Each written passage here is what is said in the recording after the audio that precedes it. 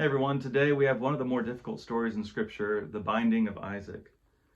After these events, God tested Abraham and said to him, "Abraham." Abraham answered, "I'm here." God said, "Take your son, your only son, whom you love, Isaac, and go to the land of Moriah. Offer him up as a burnt offering there on one of the mountains that I will show you."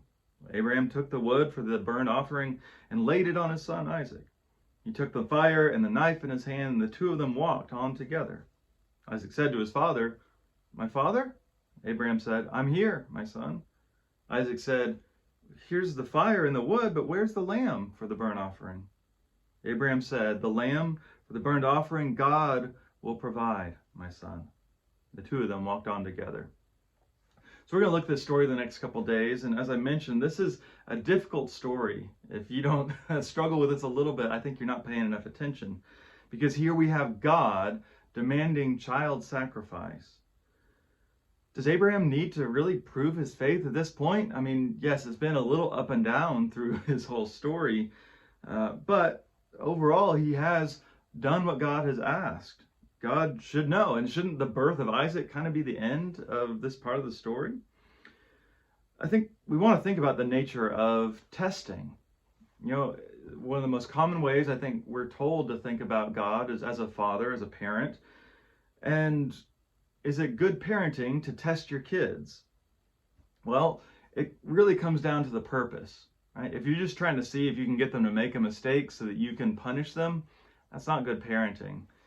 A God in the same way who just gives arbitrary tests out of nowhere when it's not necessary, well, that kind of God isn't really trustworthy, because that God is not consistent. You never know what they might ask, and it may be a legitimate ask, it may be something else.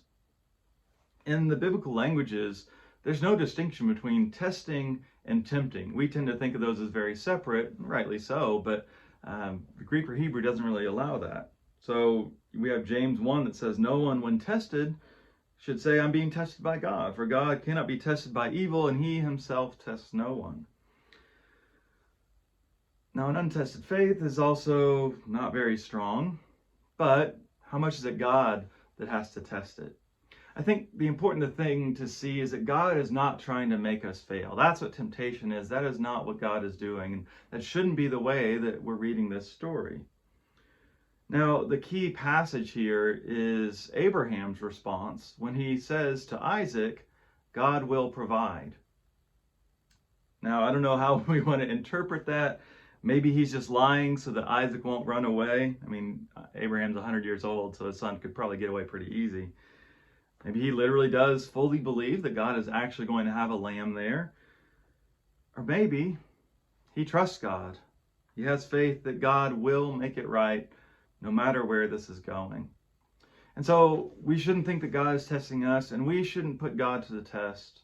We should trust that we know that we have a good, loving God, and that is the only thing that God is trying to prove to us.